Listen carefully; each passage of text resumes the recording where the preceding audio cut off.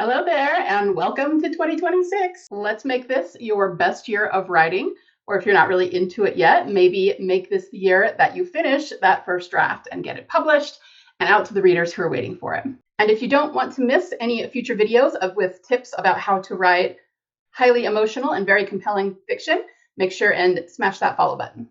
Okay, so we all want to write really compelling, really amazing characters, right? Especially those protagonists. We want them to be compelling. We want our readers to fall in love with them. We want our readers to get invested in their journey and what's going to happen. We all want that, but it's easier said than done sometimes.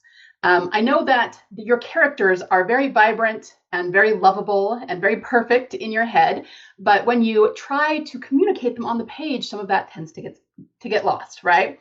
And then we read it back to ourselves and it sounds a little blasé, maybe a little boring, maybe a little bit flat to the characters themselves, right? So today I'm going to give you 8 steps to make sure that that doesn't happen. I want you to especially pay attention to number 6 and 7 because they're really my secret sauce for how to write characters that readers will latch onto and fall in love with. Now, if you've ever listened to me before, any of my podcasts or videos, you've probably heard me talk about emotion.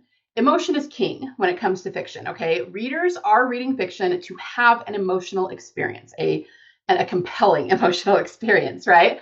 And the thing is, when we talk about creating emotion, we're not really talking about creating emotion for the characters necessarily. We're talking about evoking emotion in your reader.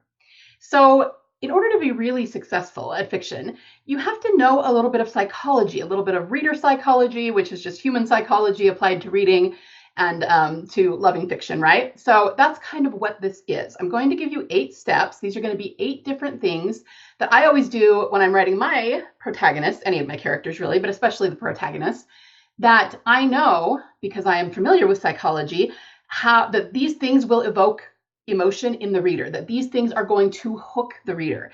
These things are going to get the reader invested in your character's story and make them want to find out what happens at the end. Okay, so let's jump in. Number 1, there must always be a backstory that includes a character wound.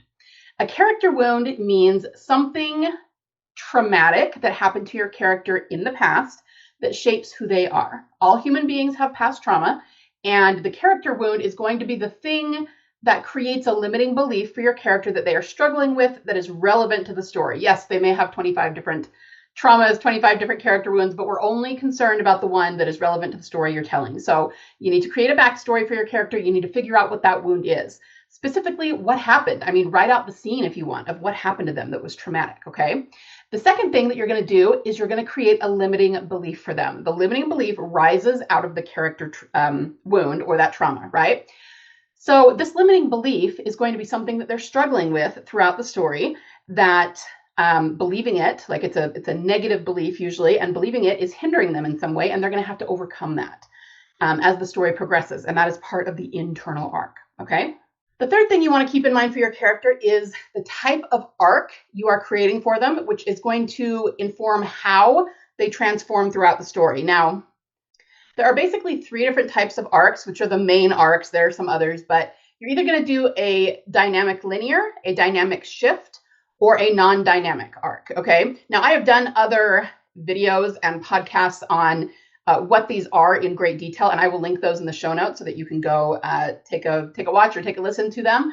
But basically, you need to know whether your character is going from a place of weakness to strength, a place of strength, and then shifting to a different kind of strength, or they may be non-dynamic, which means they aren't changing that much, in which case it becomes a little bit more of an intellectual arc than an emotional arc, okay? But you need to figure out how your character is going to transform, identify the kind of arc you are writing for your character. Number 4 is that you need to give them a reflection and transformation moment. What this means is that somewhere around the climactic point of the story, they are going to have a moment where they stop, they look back over what has happened, that is the reflection.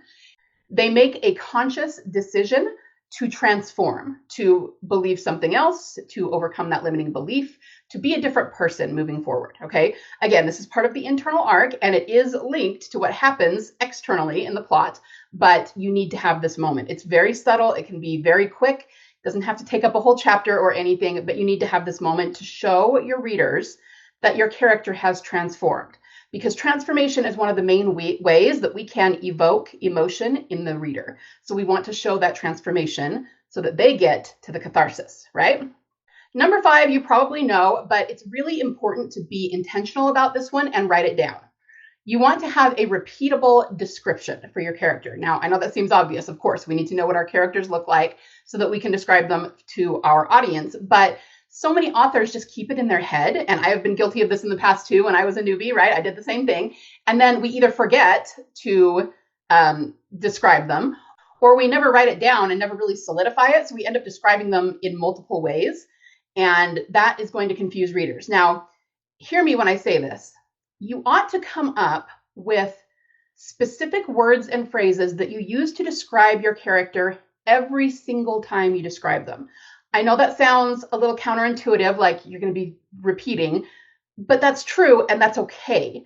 Now, of course, you're not going to be describing your character in every single chapter or anything, but think of something like Harry Potter. J.K. Rowling always described him exactly the same way. Messy black hair, the round spectacles, of course, the lightning scar on his forehead. I almost said tattoo. He was skinny. You know what I mean? She always used the exact same words to describe him. That is actually a good kind of repetition, because then the image will stick in your reader's head and they will always be able to imagine that character. So even if you're saying the same basic thing, if you're using different words, the image just isn't going to stick with the reader quite as powerfully. So always use the same words and phrases to describe your character's appearance. Write those down so that you can keep going back to them and get used to them yourself and kind of memorize them every time you describe them. And it's a small thing. It's a subtle nuance, but it really does make a huge difference in the way that your readers remember that character. Okay, number 6, speaking of repetition. The next 2 things are really important, and they are going to really up-level your character in your reader's eyes. So pay attention to these. Number 6 is to give your characters emotional cues. What that means is that I want you to write down the way in which they express emotion. So everybody expresses emotion differently, of course, and that's what will make them unique. But at the same time, there are only a handful of ways among humans that we tend to express the same emotion. So just figure out what those are for your characters. It doesn't have to be something that is uncommon to humans or anything like that, but just decide, okay, when my character's angry, they do this. When my character's sad, they do this. Write those down. Solidify them by bringing them to the forefront of your conscious mind and writing them down on paper. That way, when you are writing a scene and your character becomes emotional about something, you will know exactly what body language to use to describe that character. Now, if you only have one scene where you describe them having a particular emotion, then maybe that's not going to make a huge difference to your audience, other than you being skilled at describing the body language, right? Which is also important. But if you have multiple scenes where they show the same emotional cues for a particular emotion, even if they don't realize it consciously, your readers are going to pick up on that, okay? They're going to start to identify that character as a unique individual because they always express, say, anger the exact same way. So they will feel like they're getting to know that character, and that makes them latch onto that character so much more, care about them so much more, and be that much more invested in the way the story is going to turn out. Okay, number 7 is similar, and that is personality traits. Now, it is not possible to write an entire personality for a given character on the page. It's just too complex. Humans are way too multifaceted. But what I usually tell my students to do is to pick a personality type, use any personality system that you want. There's the Enneagram, there's Myers-Briggs, there's the color code, the 4 tendencies, love languages, whatever you want. And pick 2 or 3 traits that your character is going to show for their personality type. And then you can incorporate those into the scenes. It's the same thing. It gets people to latch onto your character better because they feel very realistic. These are real personality types and real traits based on those personality types. And, they feel more individual. So the readers will feel like they're getting to know them more and will latch onto them better. Okay. That's kind of the secret sauce for getting people really addicted to your characters. And finally, last but not least, there is character voice. You want to do the same thing here. Now, we could have whole discussions about character voice, and I actually have interviewed other people that have given me really good advice about character voice. I will link those in the show notes so that you can watch those episodes if you want. But for right now, you want to kind of do the same thing as we did with 6 and 7, and that is that you just want to have something that is unique for your character that has to do with their voice. But by unique, I don't mean like unique amongst all humans. That's not what we're talking about, okay? Just what is it for them as opposed to other people? And then you're going to want to repeat that. So the way that I do this for voice is tell people to come up with words and phrases that this character uses. Now, they can be anything. You can pick them out of the air, and it's just maybe an expression they like and they use a lot, and that's fine. But it's even more effective if you can base it on who they are, on their backstory. So if they come from a fishing village, do they use fish metaphors, right? If they are in the medical profession, do they use medical metaphors or figures of speech or whatever? Try to come up with things like that if you possibly can, or just something that suits their personality, right? It could even be something where they swear a lot, but they use the same swear words over and over again. Those kinds of things make a difference. And again, the repetition helps the reader to latch onto them, okay?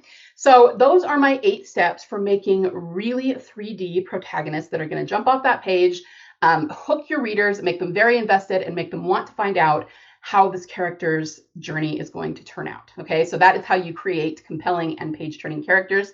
Let's go over them one more time for a recap. Number 1, create a character wound in the past. Number 2, create a limiting belief that rises from that character wound. Number 3, figure out what kind of transformation arc you're writing, either dynamic linear, dynamic shift, or non-dynamic.